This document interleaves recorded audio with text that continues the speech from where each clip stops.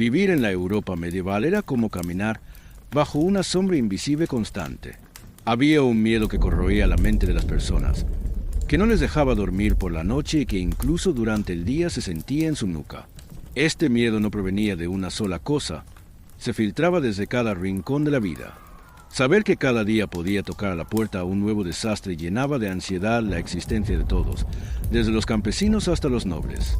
La hambruna era casi una visitante habitual en cada generación. Las lluvias excesivas durante el verano pudrían las cosechas. Si llovía poco, la tierra se agrietaba y los cultivos se quemaban. Por eso, los agricultores observaban el cielo con ansiedad, estudiando cada nube y cada señal de tormenta. Unos pocos días de clima adverso podían arruinar la provisión de un año entero. Al llegar el invierno, ver los graneros vacíos significaba para muchos campesinos enfrentarse al hambre. Los niños con el vientre hinchado por la falta de comida y los ancianos debilitados eran una imagen habitual en las plazas del pueblo. La gente a menudo sobrevivía mezclando paja, raíces y hierbas con la harina para obtener pan. Las epidemias, por su parte, llegaban de repente y podían destruir incluso las vidas más robustas en un instante. Especialmente la peste, al propagarse de pueblo en pueblo, de ciudad en ciudad, podía matar a cientos o incluso miles de personas en tan solo unas semanas. Nadie sabía la causa de estas enfermedades. Algunos creían que era un castigo de Dios, mientras otros atribuían su origen a espíritus malignos o al demonio. Cuando llegaba la muerte negra, la gente evitaba tocar las puertas de los vecinos, y los cuerpos de los muertos a menudo quedaban en las calles sin ser enterrados. Las campanas sonaban todos los días por los fallecidos, y un pesado silencio caía sobre las ciudades. Las guerras también eran una parte inmutable de la vida cotidiana. Los pequeños conflictos entre nobles se traducían en grandes desastres para los campesinos.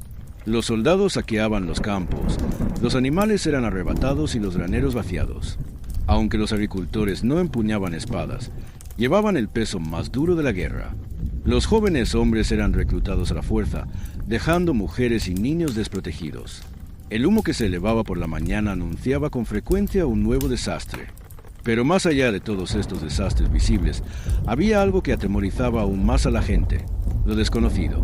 Para el hombre medieval, la naturaleza seguía llena de secretos. Con frecuencia era percibida como una fuerza hostil. Por la noche, los sonidos siniestros que provenían de los bosques, los aullidos de los lobos o los crujidos que el viento producía en los techos de las cabañas de piedra y madera, recordaban a las personas la presencia del demonio. Si un niño se enfermaba y moría de repente, si una vaca dejaba de dar leche, o si los cultivos se marchitaban sin razón aparente, se creía que no era la naturaleza, sino una causa sobrenatural. En esta atmósfera sombría, la gente buscaba una explicación a los desastres que vivía, porque lo invisible siempre era lo más aterrador. Y así se formó un enemigo: las brujas. Eran personas sobre las cuales se concentraban los miedos de la sociedad, personas vistas como ordinarias y, al mismo tiempo, extraordinarias. A menudo, los señalados eran mujeres mayores que vivían solas en los márgenes del pueblo, curanderas que elaboraban remedios con hierbas, o individuos que llamaban la atención por sus comportamientos distintos. Se creía que con solo su mirada podían causar daño y que las palabras susurradas por otros eran maldiciones. La creencia en las brujas no era solo un rumor, era un rostro dado a los miedos de la sociedad. La gente seleccionaba víctimas para dar sentido a los desastres que les ocurrían y dirigía su acusación hacia aquellos que señalaban como culpables. Esto no era solo una ira irracional, sino también una búsqueda nacida de la desesperación. Así, en las frías noches medievales, los susurros recorrían las plazas del pueblo. La gente hablaba: ¿quién será el culpable del próximo desastre? Y poco a poco, las miradas se dirigían hacia los más vulnerables. En la Europa medieval, algo tan duro como el invierno, tan cruel como la guerra y tan mortal como la peste era precisamente este miedo. Y este miedo prepararía el terreno, durante siglos, para que miles de personas fueran acusadas de brujería, torturadas y consumidas por las llamas. En la Europa medieval, la iglesia no era solo un lugar de culto, sino también el centro desde donde las personas comprendían el mundo. La gente explicaba la lluvia, la fertilidad, la enfermedad o la guerra como la voluntad de Dios y aceptaba sin cuestionar las palabras de la iglesia. Desde los púlpitos, la iglesia transmitía constantemente al pueblo la existencia del diablo y la idea de que el mal acechaba en cada esquina. El pecado no se describía simplemente como un error contra Dios, sino como una trampa que oscurecía el alma y abría la puerta al demonio. Esta visión concretizaba, ante los ojos del pueblo, a un enemigo invisible, y el concepto de diablo se filtraba en cada momento de la vida. Los sermones de la iglesia a menudo se adornaban con ejemplos impactantes y aterradores. Los sacerdotes, ya fuera en la plaza del pueblo o entre las frías y oscuras paredes de las grandes catedrales, hablaban del diablo como si fuera una figura viva. Detallaban sus astucias y los métodos que utilizaba para atrapar el alma humana. El diablo no era solo un ser que habitaba el infierno, sino también una amenaza constante en la vida diaria, capaz de arrastrar al hombre hacia el pecado. Por ello, una enfermedad común, la muerte súbita de un animal o incluso una tormenta inesperada podían interpretarse como obra del diablo. La representación del diablo por parte de la iglesia impactaba profundamente la imaginación de la gente. Especialmente para los campesinos analfabetos, la figura del demonio adquiría una forma concreta en los frescos de las iglesias, en los vitrales y en las tallas de piedra. Un ser mitad humano, mitad animal con cuernos, envuelto en llamas o un demonio de rostro aterrador. Estas imágenes generaban impresiones poderosas en la memoria colectiva, dejando poca o ninguna duda sobre la realidad del diablo. Además, la iglesia enseñaba que el diablo no solo amenazaba a los individuos, sino también a toda la comunidad. El pecado de una sola persona podía traer calamidad a todo el pueblo. Por eso, quien cometía un pecado no solo ponía en peligro su propia alma, sino también a sus vecinos. Esta concepción llevaba a que la gente vigilara constantemente a los demás, y que incluso pequeños errores se percibieran como crímenes sociales. Así, el miedo dejaba de ser una preocupación individual y se convertía en una paranoia colectiva. El diablo presentado por la iglesia no era solo un enemigo, sino también la fuente de todos los desastres inexplicables. Si un niño nacía con alguna discapacidad, si una epidemia azotaba repentinamente el pueblo o si las cosechas se marchitaban, la gente pensaba, el diablo se ha infiltrado entre nosotros de esta manera. Esta forma de pensar mantenía a la sociedad atrapada en un miedo invisible pero poderoso, fortaleciendo aún más la autoridad de la iglesia. Porque la única manera de protegerse del diablo era obedecer a la iglesia, vista como representante de Dios. Para el hombre medieval, el pecado no era simplemente un error individual. El pecado era un crimen contra el orden de Dios, una herida invisible que ponía en peligro a toda la comunidad. Cada pecado tenía un precio. A veces se pagaba en el alma del individuo y otras veces en los desastres que azotaban a todo el pueblo. La iglesia, en sus sermones, advertía frecuentemente, el pecado es la puerta abierta al diablo. Estas palabras rodeaban la vida cotidiana de las personas, haciendo que incluso las acciones más pequeñas se sintieran como decisiones hechas bajo la mirada de Dios. Para los campesinos, el pecado no se limitaba a delitos graves como el adulterio o el robo. Estar distraído durante una oración, no asistir a la misa dominical, comer carne en los días de ayuno, sentir celos hacia un vecino, todo podía arrastrar el alma hacia la trampa del diablo. Por ello, la gente vigilaba constantemente su interior y confesaba sus pecados ante los sacerdotes para purificar sus almas. Sin embargo, siempre había un miedo latente. ¿Y si Dios no perdona? ¿Y si mis pecados traen desastre a mi pueblo? La iglesia mantenía este miedo vivo mediante el uso hábil de las descripciones del infierno. Las historias de los pecadores ardiendo narradas en los sermones se representaban en la mente de los campesinos como escenas vívidas. Llamas rojas, almas que gritaban, pecadores encadenados. Al escuchar estas imágenes, las personas se arrepentían y se aferraban con más fuerza a la iglesia, porque ninguna otra institución podía protegerlos de ese final terrible. El temor a colaborar con el diablo creció en este contexto. La iglesia enseñaba que el diablo no solo engañaba al alma, sino que a veces también hacía pactos con los humanos. Estos acuerdos se describían como intercambio del alma por riqueza, belleza, poder o conocimiento.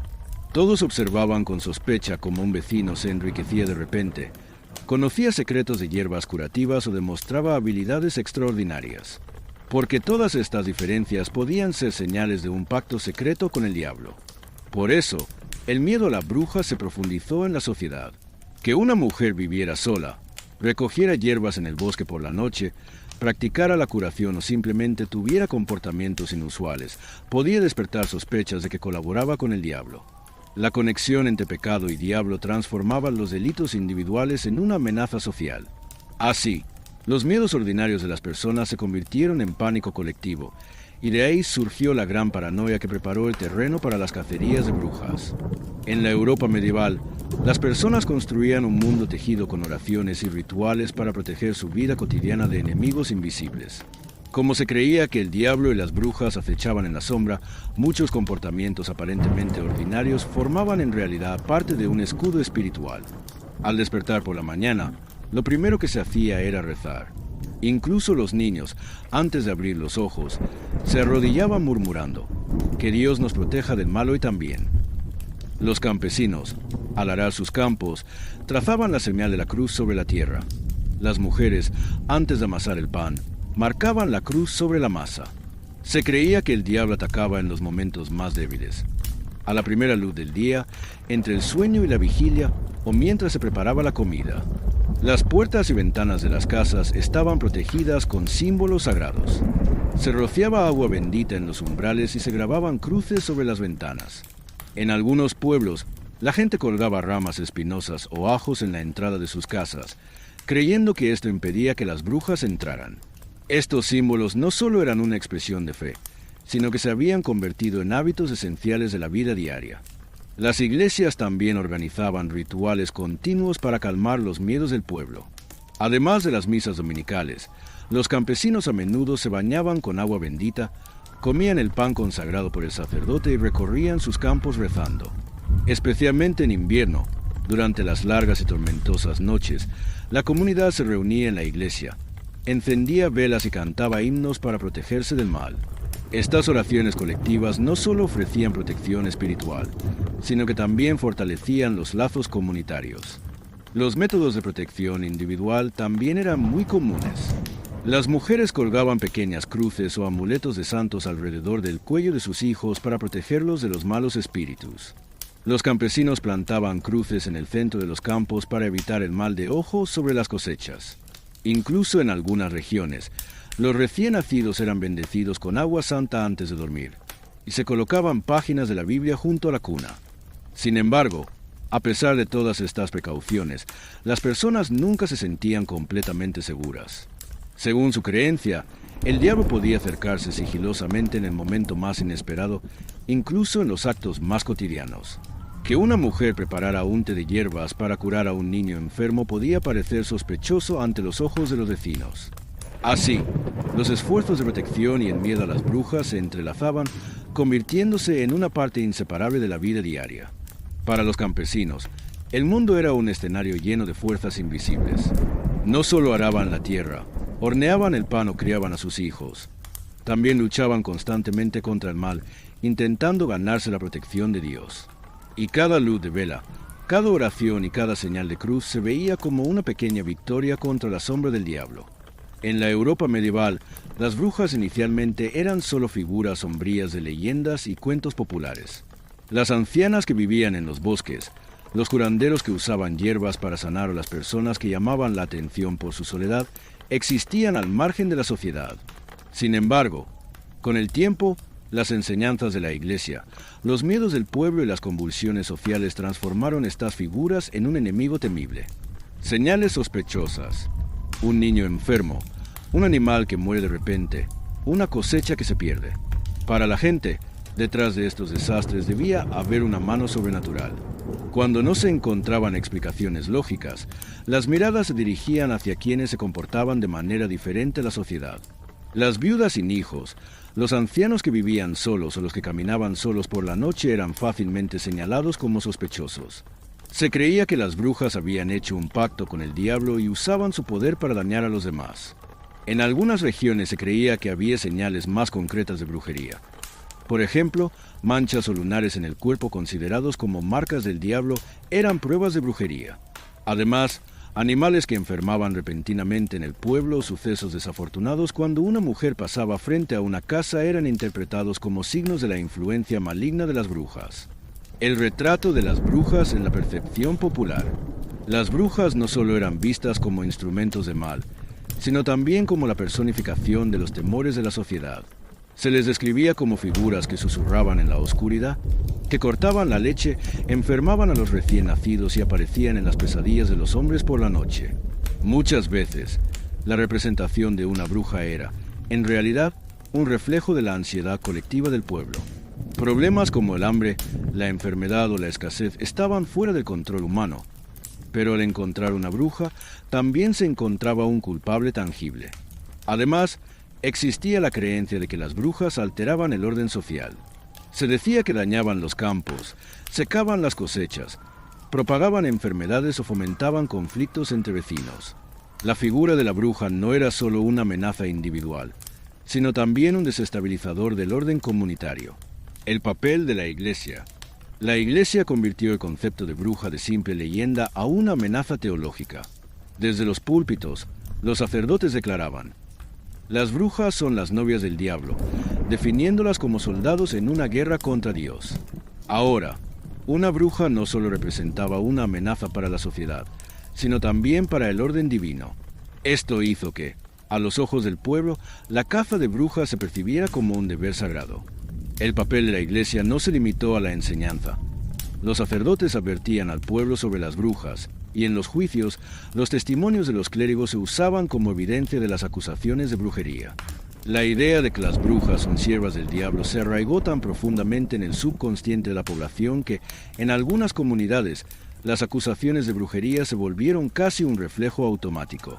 Los rumores que circulaban entre los campesinos también aumentaban el miedo a las brujas. Mujeres encendiendo hogueras en el bosque por la noche, hatos negros que desaparecían de repente, gritos extraños escuchados en la oscuridad. Todo esto se consideraba evidencia de la existencia de las brujas.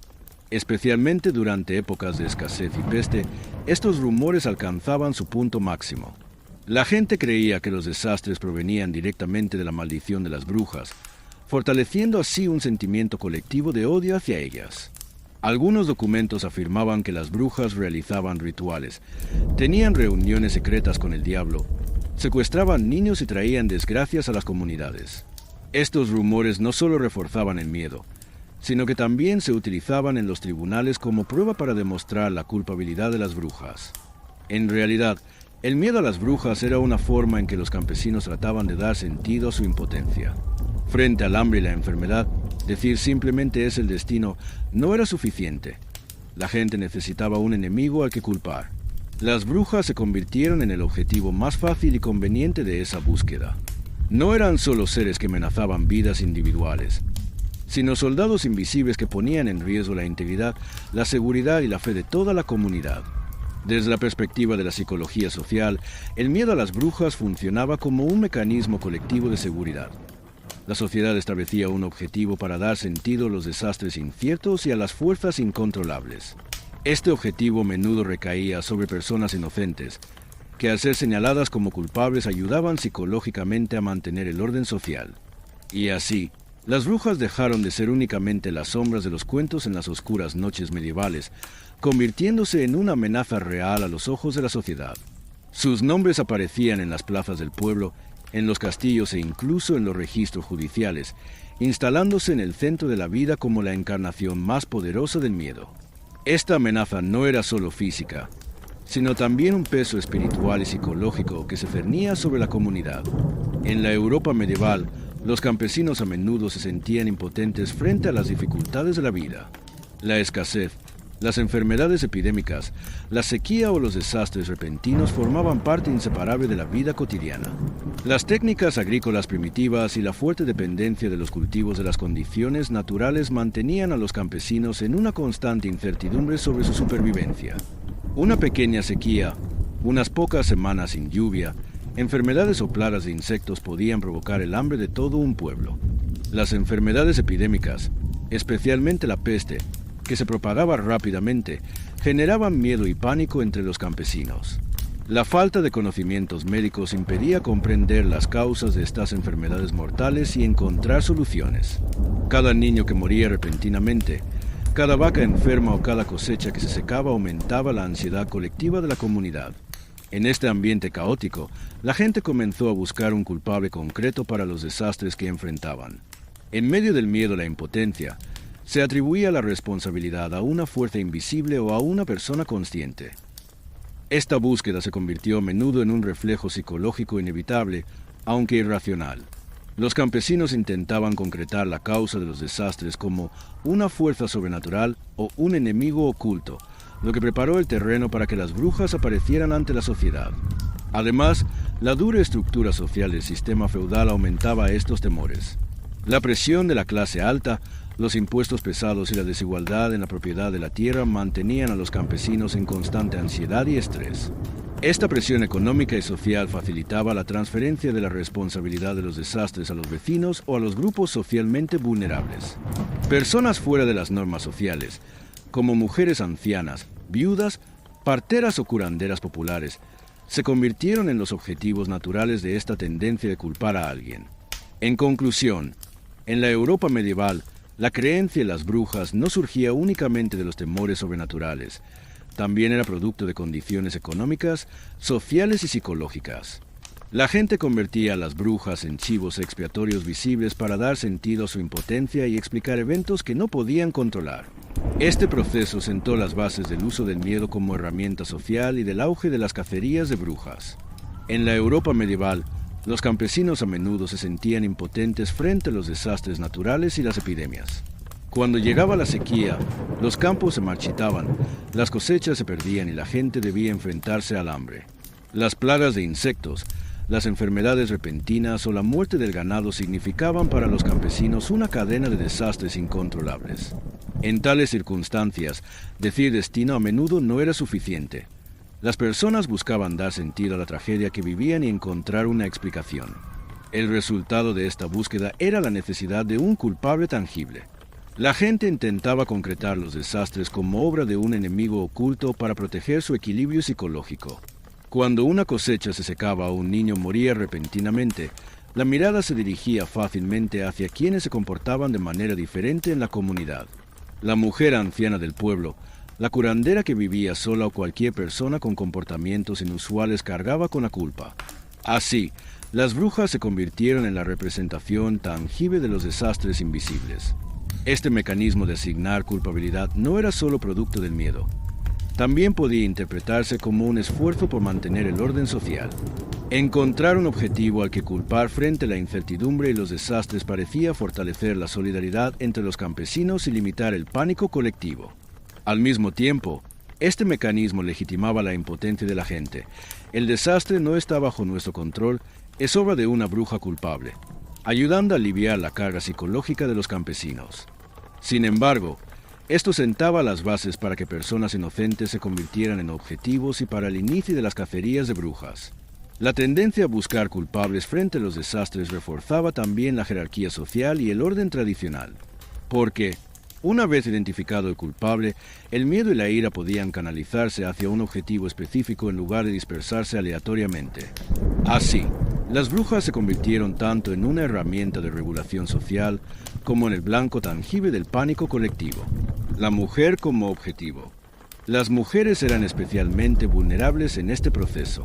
Las viudas, las ancianas que vivían solas y aquellas que residían fuera del pueblo eran percibidas como diferentes y amenazantes por la comunidad.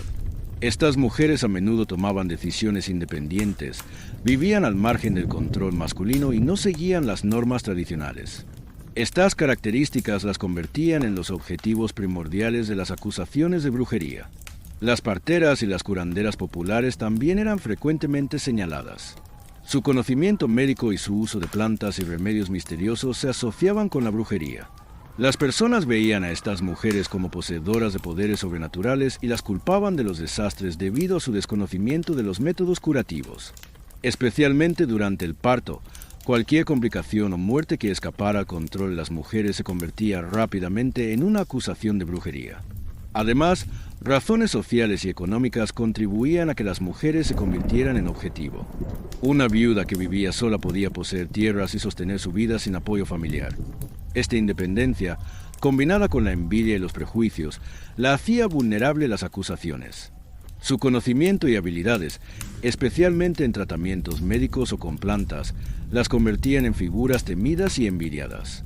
Asimismo, los comportamientos sociales diferentes de las mujeres podían amenazar los equilibrios de poder del pueblo, convirtiéndolas en la representación tangible de los temores de la comunidad. Aquellas que no seguían los roles tradicionales, actuaban de manera independiente o mantenían relaciones inusuales con los vecinos eran percibidas como una amenaza tanto social como espiritual. La vulnerabilidad de las mujeres no surgía únicamente de prejuicios individuales, sino de la convergencia de factores económicos, sociales y culturales. La independencia económica, el conocimiento médico, la diferencia social y los miedos colectivos se combinaban para que una mujer inocente pudiera recibir fácilmente la etiqueta de bruja. Así, en la Europa medieval, las brujas no eran solo una leyenda, sino también un resultado tangible de la estructura social, el miedo y los prejuicios. En los pueblos de la Europa medieval, las personas que enfrentaban las dificultades e incertidumbres de la vida cotidiana vivían en un estado constante de desconfianza mutua. Una pequeña discusión, un malentendido o el comportamiento inusual de un vecino podía convertirse rápidamente en una acusación de brujería. La estructura limitada y estrecha de la vida del pueblo obligaba a mantener las relaciones constantemente bajo observación. Todos se conocían entre sí, pero al mismo tiempo cuestionaban los secretos del otro. La paranoia social crecía rápidamente, especialmente durante los periodos de crisis. Frente a la escasez, las epidemias o desastres repentinos, la gente utilizaba la sospecha como herramienta para dar sentido a lo desconocido. Si la tierra de un vecino producía más de lo normal, si sus animales no enfermaban o si sus hijos eran saludables, estas situaciones se atribuían de inmediato a fuerzas ocultas o a la brujería. Estas observaciones hacían crecer rápidamente la cadena de rumores en el pueblo, y pequeñas sospechas se transformaban en pánico colectivo. El sistema de denuncias desempeñaba un papel crucial en el refuerzo social del miedo a las brujas. Las personas podían reportar a sus vecinos a las autoridades o a la iglesia para reducir sus propios miedos y sentimientos de culpa, acusando a aquellos que consideraban brujos. Estas denuncias a menudo surgían de disputas personales, envidias o rencores antiguos. Por ejemplo, si la vaca de un vecino enfermaba o su cosecha sufría pérdidas, esto era suficiente para acusarlo de brujería. La paranoia no se limitaba a la sospecha individual, sino que adquiría un carácter colectivo. En los pueblos pequeños, la población había creado un mecanismo de vigilancia social donde todos observaban y controlaban a todos. Los ojos estaban siempre en el vecino y los oídos atentos a los rumores. En este ambiente, la más mínima diferencia o comportamiento inusual podía despertar sospechas de brujería. Una mujer que caminaba sola por la noche, una anciana recolectando hierbas medicinales, una viuda que vivía sola. Todos eran vistos como posibles culpables. En un entorno así, la sensación de seguridad prácticamente desaparecía. La gente no podía confiar ni siquiera en sus vecinos. Las relaciones cotidianas se desarrollaban bajo la sombra de la observación y la denuncia. Esta paranoia social facilitaba tanto la rápida expansión como la prolongación de las cacerías de brujas. Porque, una vez identificado el culpable, el miedo, la ira y la presión social se canalizaban hacia un objetivo específico, preservando temporalmente el orden de la comunidad frente a los desastres. En conclusión, la cadena de sospecha, denuncia y paranoia fue un factor clave para que las cacerías de brujas se convirtieran en un fenómeno social. Estos mecanismos no solo alimentaban el miedo, sino que también creaban una infraestructura cultural y psicológica que enfrentaba a los individuos entre sí. El campesino medieval ya no temía únicamente a la naturaleza y al destino, sino también a la sombra de su propio vecino.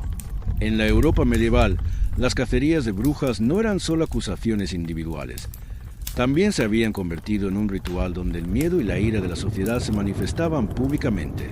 Estas cacerías se extendían desde las polvorientas calles de los pequeños pueblos hasta las concurridas plazas de las grandes ciudades, desde villas de muros de piedra hasta aldeas aisladas junto al bosque.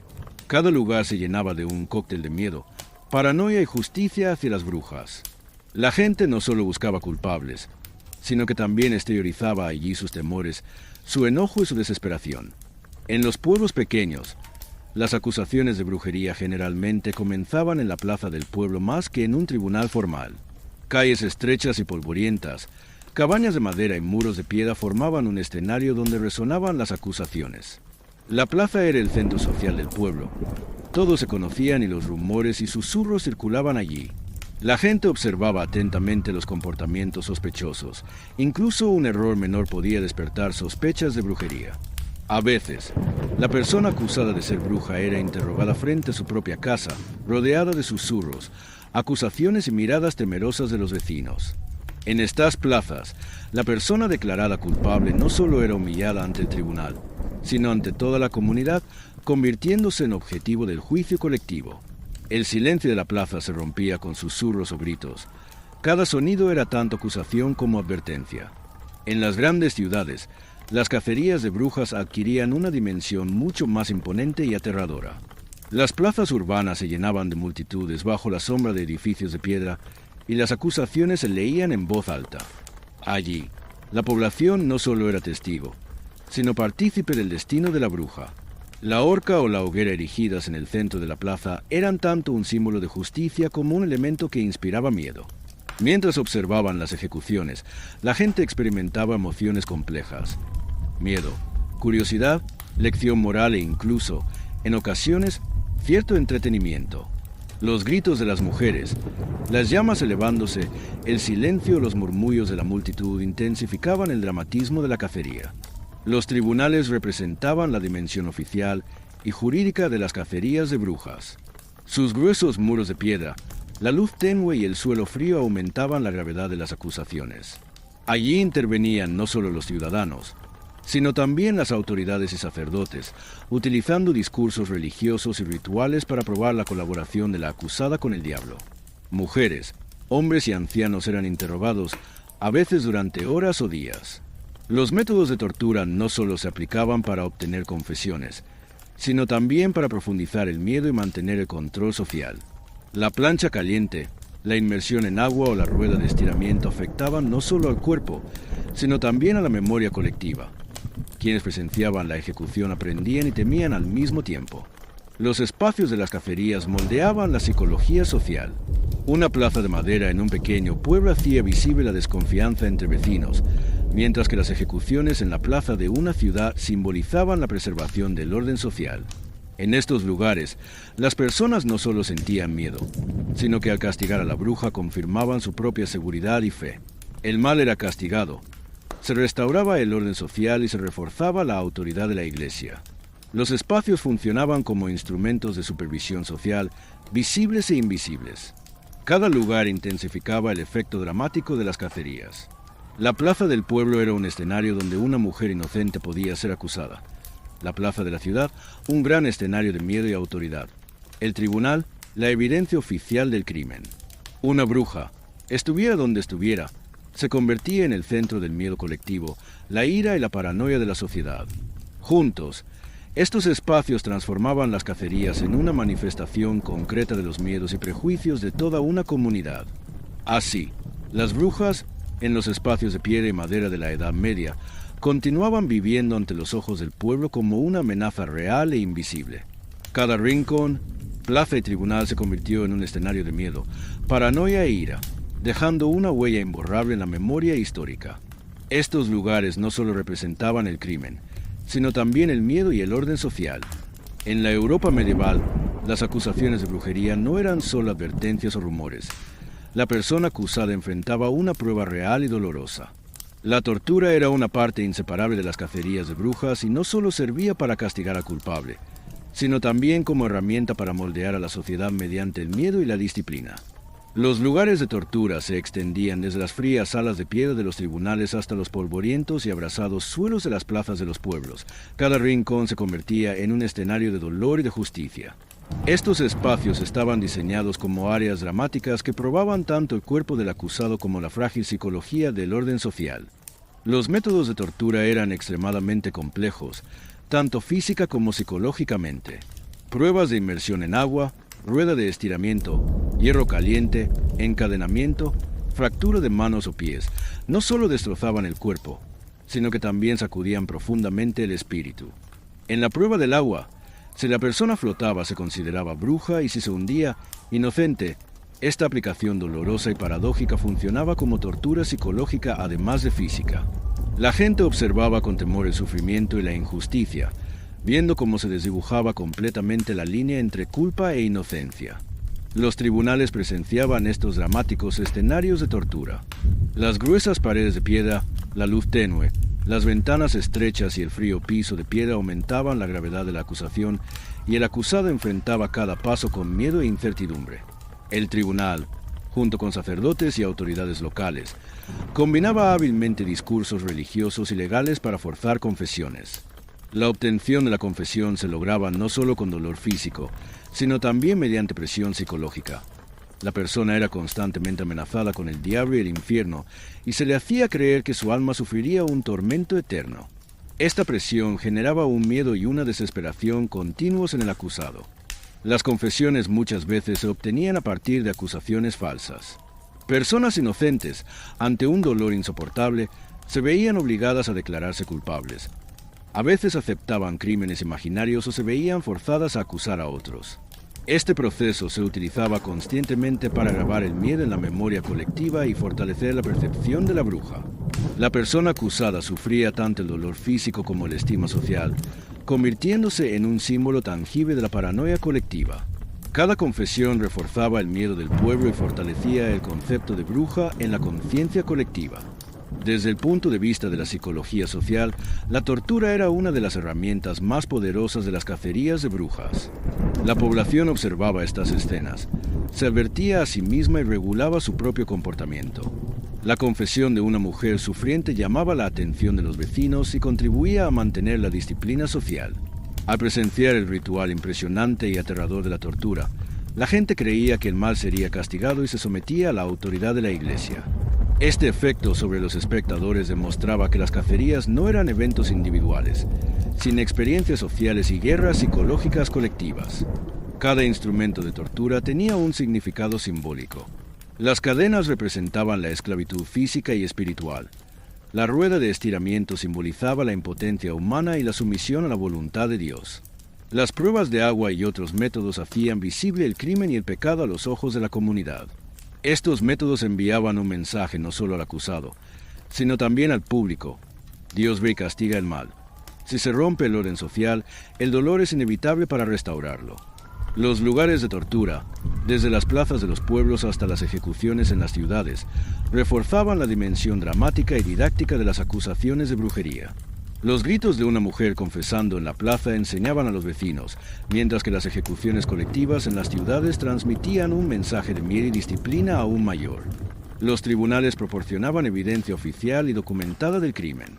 Cada espacio representaba diferentes aspectos de las cacerías, grabando en el subconsciente colectivo el miedo y los prejuicios. Los lugares de tortura y confesión no eran escenarios de justicia social, sino de miedo y prejuicio. Los temores más profundos, la impotencia y las ansiedades sociales de las personas adquirían realidad física en estos espacios. Cada grito, cada gota de sudor, cada mujer llorando y confesando fortalecía el miedo a las brujas y preparaba el destino de la próxima víctima. Este miedo no era solo un trauma individual, sino un legado que afectaba la psicología colectiva de toda una sociedad y se transmitía de generación en generación. Así, los lugares de tortura y confesión se convirtieron en el epicentro del miedo que se cernía sobre las brujas en la Europa medieval, funcionando como instrumentos que disciplinaban y mantenían a la sociedad en constante temor. Cada grito, cada gota de sudor y cada estallido de ira fortalecían el miedo a las brujas, se grababan en la memoria social y preparaban el destino de la siguiente víctima. Estos espacios convertían las cacerías de brujas en una manifestación física de los temores, creencias y paranoias de toda la sociedad. El siglo XVI es conocido como la época de mayor intensidad y sistematización de las cacerías de brujas en la Europa medieval. Durante este siglo, Europa se vio sacudida por crisis económicas, epidemias, reformas religiosas y convulsiones políticas. La sociedad, viviendo en la incertidumbre y el miedo, convirtió a las brujas en un objetivo tangible de sus temores. Cada desastre, ya fuera un fracaso agrícola, la peste u otras enfermedades epidémicas, debía ser interpretado por campesinos y habitantes de las ciudades. La gente necesitaba un enemigo invisible pero poderoso para explicar sucesos fuera de su control. Las hambrunas, las epidemias y las guerras eran vistas como calamidades incontrolables. Durante las sequías, los campos se secaban, las cosechas se quemaban y el ganado moría de hambre. Las epidemias como la peste azotaban rápidamente pueblos y ciudades, eliminando gran parte de la población. Las guerras destruían tierras, aldeas y medios de subsistencia. La gente creía que detrás de estos desastres había una mano oculta. Las brujas surgían como una amenaza invisible pero poderosa. Se pensaba que esta fuerza secreta secaba las cosechas, propagaba enfermedades y fomentaba los conflictos. Las brujas, con un poder tanto sobrenatural como sobrehumano, amenazaban el orden de la sociedad. En el siglo XVI, las acusaciones de brujería no se limitaron a sospechas populares. Se registraban de manera sistemática en ciudades, tribunales y documentos oficiales. Los registros muestran que las cacerías de brujas habían dejado de ser un fenómeno individual para convertirse en un hecho social y legal. Los tribunales, sacerdotes y autoridades locales aplicaban procedimientos específicos para investigar y castigar la brujería.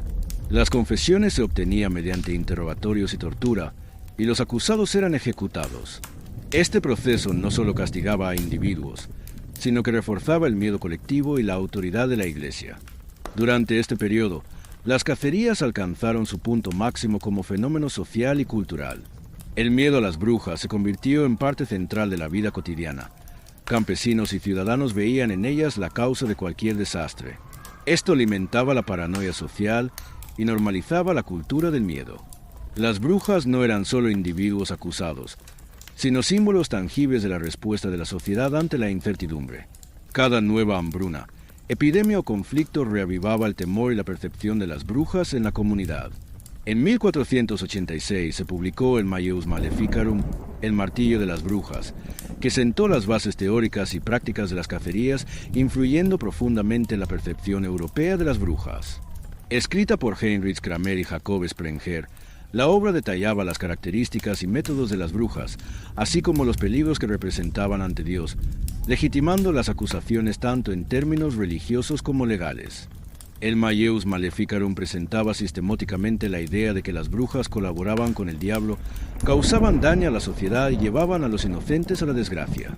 Sirvió de guía para sacerdotes, autoridades judiciales y líderes locales, indicando cómo detectar, interrogar y castigar a las brujas. Sus secciones que incentivaban la persecución de mujeres reforzaron prejuicios sociales y legitimaron las cacerías. Gracias a esta literatura, las acusaciones dejaron de ser meros rumores y se transformaron en prácticas jurídicas sistemáticas registradas oficialmente. Durante los siglos XVI y XVII, el Malleus Maleficarum funcionó como manual de autoridad social y religiosa. El apogeo de las cacerías en el siglo XVI se manifestó también en grandes juicios colectivos y ejecuciones masivas. En regiones como Alemania, Suiza, Francia y Escocia, cientos de personas fueron condenadas y muchas ejecutadas en la hoguera. Estos juicios colectivos mostraban que las cacerías no eran meras acusaciones individuales, sino fenómenos sociales de gran impacto. Por ejemplo, en la década de 1580, los juicios de brujas de Würzburg y Bamberg destacaron por su amplitud. Mujeres, hombres, ancianos e incluso niños se enfrentaron a acusaciones de brujería. Las acusaciones se basaban en rumores locales, indicaciones de autoridades religiosas y los procedimientos del Malleus Maleficarum. Las ejecuciones se realizaban ante la mirada del público, transmitiendo un mensaje de miedo y disciplina a la comunidad. Estos juicios colectivos no solo castigaban a los culpables, sino que difundían el temor a lo largo de toda la sociedad, creando una psicología colectiva de miedo. Las ejecuciones concretaban la existencia de las brujas y reforzaban la fe popular, la autoridad de la Iglesia y el poder de las administraciones locales. Por ello, las cacerías del siglo XVI son registradas en la historia como uno de los eventos sociales más sistemáticos y aterradores de Europa. En la Europa medieval, la mayoría de las personas acusadas de brujería eran individuos situados en los márgenes de la sociedad y que destacaban por alguna diferencia respecto al resto. Estos acusados no eran víctimas elegidas al azar, sino reflejos concretos de los temores colectivos y prejuicios del pueblo. Las brujas eran con frecuencia mujeres ancianas, pobres, viudas que vivían solas o personas que no se ajustaban a las normas sociales. La sociedad percibía a estos grupos como débiles pero peligrosos. Su diferencia se interpretaba como la manifestación de amenazas invisibles. Además, sus comportamientos o estilos de vida, combinados con la imaginación popular y relatos folclóricos, contribuían a crear una imagen aterradora.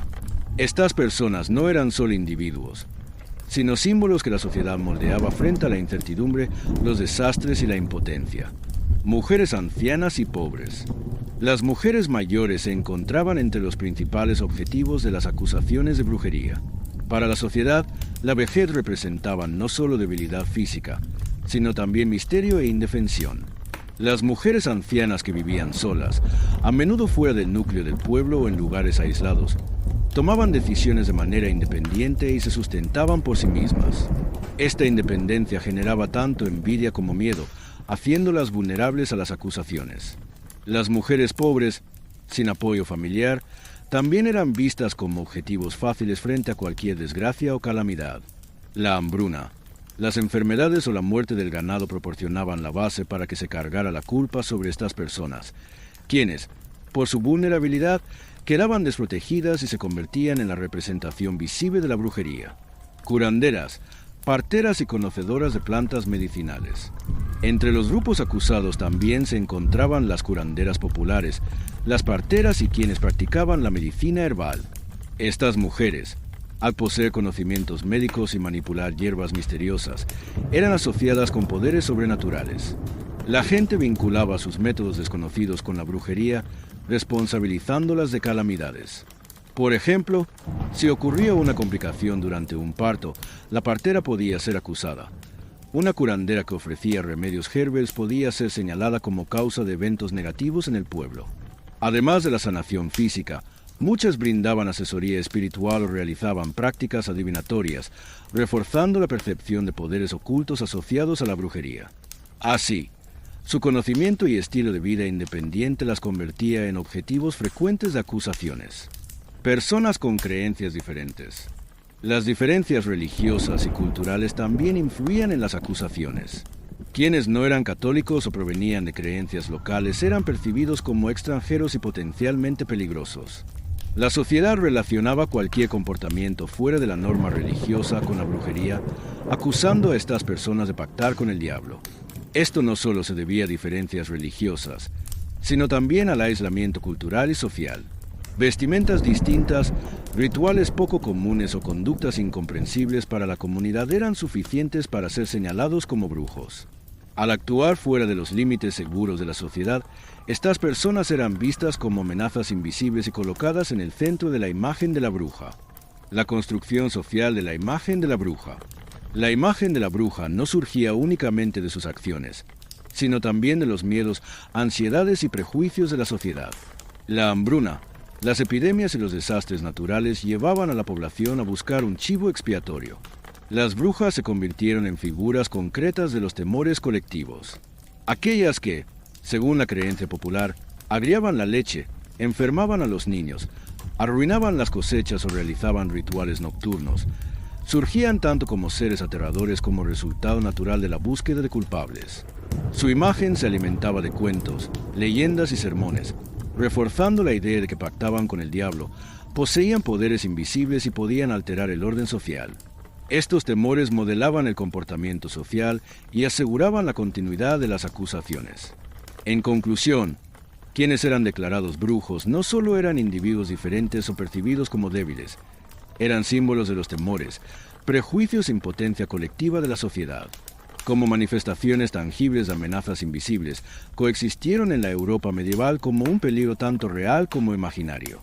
El retrato de la bruja surgía no solo de la diferencia individual, sino también la combinación de desastres sociales, prejuicios culturales y desigualdades económicas. Las brujas se convirtieron en figuras que encarnaban el miedo, la ira y la impotencia de la población, consolidándose como uno de los símbolos más oscuros e inolvidables de la historia medieval. En la Europa medieval, las cacerías de brujas no eran únicamente un relato de miedo basado en creencias religiosas, sino también un reflejo complejo de las dinámicas sociales, económicas y políticas. Durante los siglos XVI y XVII, Europa se encontraba sacudida por crisis económicas, altos impuestos, epidemias, hambrunas y guerras prolongadas. Frente a desastres como la sequía, la peste, inundaciones o incendios, la gente sentía que se enfrentaba a un poder fuera de su control.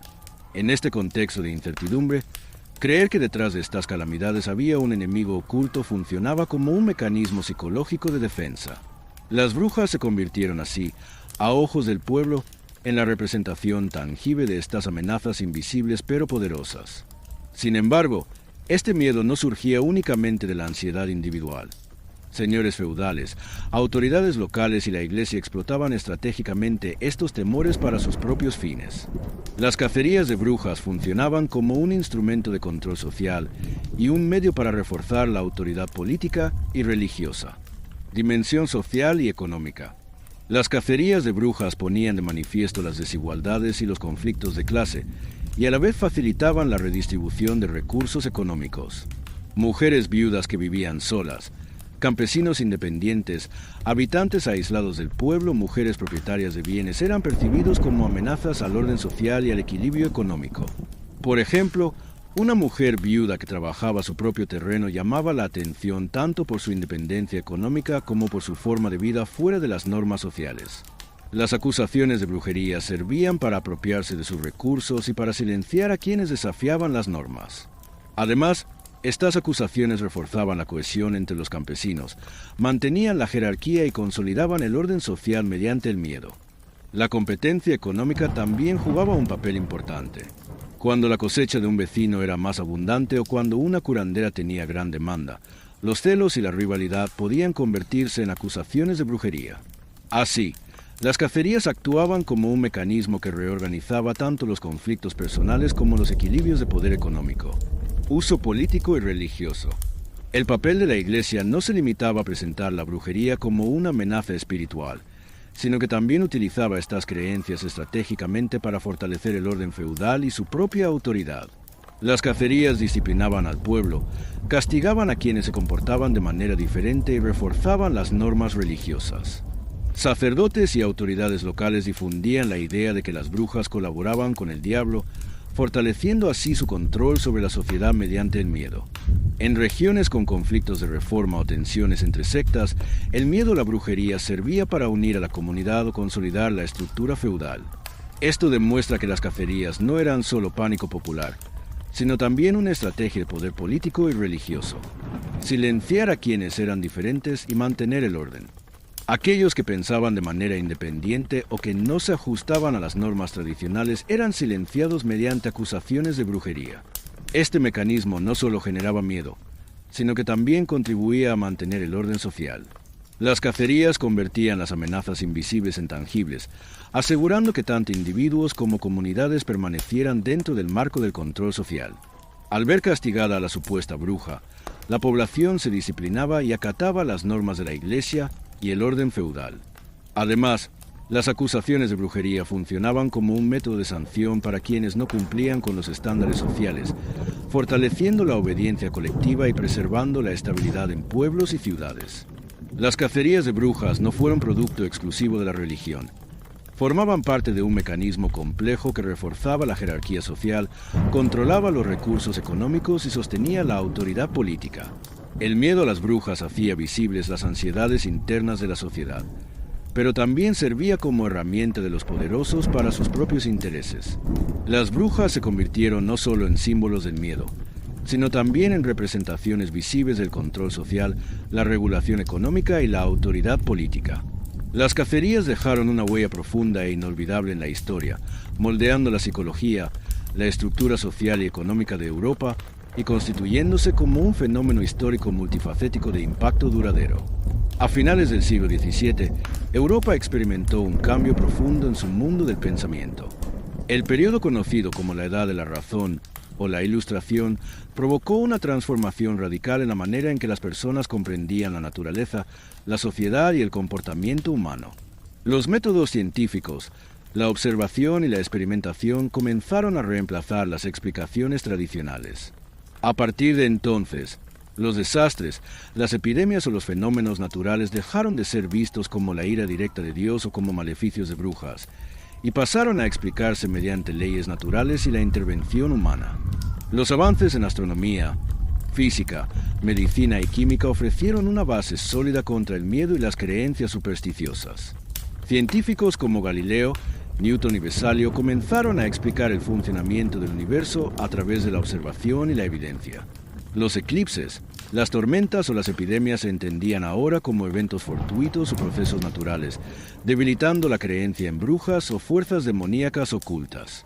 Las clases educadas y las comunidades urbanas comenzaron a vivir guiadas por la razón y la lógica, y el miedo a las brujas disminuyó gradualmente entre la población. El ascenso del enfoque científico también debilitó los fundamentos legales y sociales de las cacerías de brujas. Los tribunales empezaron a cuestionar la fiabilidad de los testimonios obtenidos bajo tortura y a considerar explicaciones naturales para los sucesos. Las acusaciones de brujería dejaron de ser una justificación convincente para la acción legal o social, y los juicios basados en la paranoia y el miedo perdieron su legitimidad ante la evidencia y la razón. Para el siglo XVIII, las cacerías de brujas habían desaparecido en gran medida. Los tribunales dedicados a perseguir a supuestas brujas eran raros, y la mayoría de la población ya no creía en tales acusaciones. En países de Europa Occidental, especialmente Inglaterra, Alemania y Francia, los juicios y ejecuciones masivas habían quedado relegados a las páginas negras de la historia. La ciencia y la razón reemplazaron las supersticiones. Los fenómenos naturales se explicaban mediante la observación y la lógica. El fin de las cacerías de brujas no solo representó un cambio legal o social, sino también una transformación en la psicología colectiva. La sociedad comenzó a alejarse de los rituales sociales moldeados por el miedo y la paranoia. Las brujas pasaron a habitar únicamente los cuentos y leyendas populares, desapareciendo del mundo real. No obstante, los traumas y el temor que dejaron perduraron durante siglos en la memoria cultural. Con la llegada de la Edad de la Razón, el mundo de miedo y superstición creado por las brujas en la Europa medieval comenzó a desmoronarse. El pensamiento científico, la lógica y la observación transformaron radicalmente la manera en que las sociedades interpretaban los desastres y lo diferente. Las cacerías de brujas quedaron como un fenómeno histórico. Las estructuras sociales controladas por el miedo y la superstición dieron paso a una comprensión racional y basada en la evidencia. La humanidad había transitado de una era dominada por el terror hacia un nuevo periodo guiado por la razón y la ciencia. Las cacerías de brujas marcaron un periodo oscuro de la Europa medieval y quedaron grabadas en la memoria como uno de los ejemplos más impactantes en la historia de la humanidad. Este proceso no fue solo producto de la fe y los miedos supersticiosos, sino también una mezcla de prejuicios, envidias y conflictos económicos y sociales. La acusación de inocentes, la tortura y la ejecución mostraron claramente el efecto destructivo del miedo sobre individuos y sociedades. Las brujas, más que una amenaza real, se convirtieron en símbolos concretos de los temores, ansiedades y la impotencia de las personas ante lo desconocido. La historia demuestra que las cacerías de brujas no fueron solo una tragedia de una época, sino también un reflejo de los aspectos más oscuros de la naturaleza humana. El miedo y los prejuicios podían enfrentar a los individuos, dividir a las comunidades y socavar el sentido de justicia. En esta época en la que la inocencia se ignoraba, la desconfianza reemplazaba la cooperación y la paranoia reemplazaba la solidaridad. Este legado oscuro puede verse como un aviso sobre los comportamientos colectivos y los miedos masivos que se repiten a lo largo del tiempo. Hoy en día, aunque las brujas han desaparecido físicamente, los objetivos del miedo continúan existiendo. Las sociedades pueden tender a culpar a lo diferente, a lo desconocido o a aquello que no pueden controlar. Por ello, la historia de las cacerías de brujas no es solo una tragedia del pasado, sino también una advertencia para el presente y el futuro. El miedo, si no se maneja conscientemente, puede alejar a las personas de sus valores, fortalecer los prejuicios y dar lugar a injusticias. En conclusión, el legado de las cacerías de brujas nos recuerda que la humanidad puede transformar el miedo en razón, los prejuicios en conocimiento y la desesperación en solidaridad. Las brujas pueden cambiar, los métodos pueden cambiar, los tiempos pueden cambiar, pero los objetivos del miedo pueden persistir en todas las épocas. Lo importante es mantenerse valiente, consciente y justo frente a esos miedos. Y ahora, tras los miles de voces perdidas en la oscuridad de la historia y los miedos vividos, un último mensaje para nuestros espectadores. Al mirar las sombras del pasado, nunca pierdan su propia luz. Buenas noches.